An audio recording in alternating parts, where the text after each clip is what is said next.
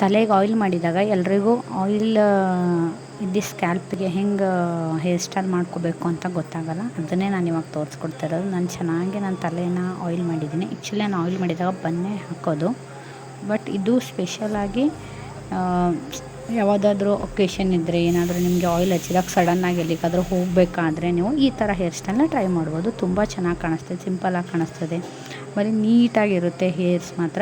But makeup ಮಾತ್ರ ಒಂದು ಸ್ವಲ್ಪ ಚೆನ್ನಾಗಿ ಮಾಡ್ಕೊಳ್ಳಿ, ಯಾಕಂದರೆ ಫೇಸು ಒಂದು ಸ್ವಲ್ಪ ಆಯಿಲಿಯಾಗಿ ಕಾಣಿಸ್ಬಾರ್ದಲ್ಲ, ಹಾಗಾಗಿ ಅದು ಬಿಟ್ಟರೆ ಪರ್ಫೆಕ್ಟಾಗಿರುತ್ತೆ ರೀ. ಆಯಿಲ್ ಮಾಡಿದಾಗ ಹೇರ್ಸ್ ಮಾತ್ರ ನೀವು ಯಾವ ಥರ ಪಿನ್ನಪ್ ಮಾಡ್ತೀರೋ ಆ ಥರ ಚೆನ್ನಾಗಿ ಪಿನ್ನಪ್ ಆಗಿರುತ್ತೆ.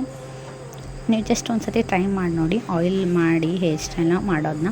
ಇಷ್ಟು ನೀಟಾಗಿ ಕಾಣಿಸುತ್ತೆ ಅಂದರೆ ಏನಿಲ್ಲ, ಜಸ್ಟ್ ಈ ಕಡೆನ ನಾನು ರೋಲ್ ಮಾಡಿ ಪಿನ್ನಪ್ ಹಾಕಿದ್ದೀನಿ, ಆ ಕಡೆನೂ ರೋಲ್ ಮಾಡಿ ಪಿನ್ನಪ್ ಹಾಕಿದ್ದೀನಿ. ಆಮೇಲೆ ಟೈಟಾಗಿ ಒಂದು ಬ್ರೇಡ್ನ ಹಾಕಿಬಿಡೋದು, ಜಡೆನ ಎಣೆದು ಬಿಡೋದು. ಅದನ್ನು ಹಾಕಿದರೆ ನೀವು ನೋಡಿ ಪರ್ಫೆಕ್ಟಾಗಿ ಕಾಣಿಸುತ್ತೆ. ಅದರಲ್ಲಿ ಮತ್ತು ನೀವು ಏನಾದರೂ ಹೂವು ಮುಡ್ಕೋಬೇಕು ಅಂದರೆ ಮುಡ್ಕೊಂಡ್ರು ಚೆನ್ನಾಗಿ ಅನಿಸುತ್ತೆ. ಇಲ್ಲಾಂದರೆ ಪರ್ಫೆಕ್ಟ್ ಅಂದರೆ ಬನ್ನು ಟ್ರೈ ಮಾಡ್ಬೋದು, ಬನ್ನು ಚೆನ್ನಾಗಿ ಕಾಣಿಸುತ್ತೆ. ಬಟ್ ಇದು ಮಾತ್ರ ನನ್ನ ಸ್ಪೆಷಲ್, ನನ್ನ ಫೇವ್ರೆಟ್ ಹೇರ್ ಸ್ಟೈಲ್ ಇದು. ಯಾವಾಗಲೂ ನಾನು ನೋಡಿ, ನಾನು ರೆಡಿನೂ ಆಗಿಲ್ಲ, ಜಸ್ಟ್ ಹೇರ್ಸ್ನ ಬ್ರೇಡ್ ಮಾಡಿದರೆ ಎಷ್ಟು ಚೆನ್ನಾಗಿ, ಎಷ್ಟು ಸಖತ್ತಾಗಿ ಕಾಣಿಸ್ತಿದೆ ಅಂತ.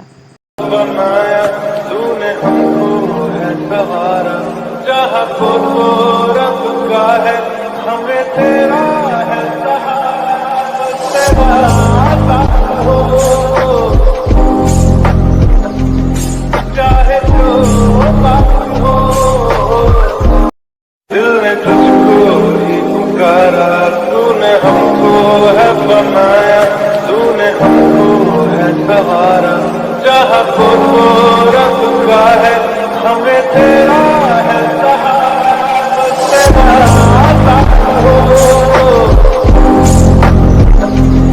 चाहे तो बात हो, दिल ने तुझको ही पुकारा, तूने हमको है बनाया, तूने हमको है सहारा, जहाँ को रब का है हमें तेरा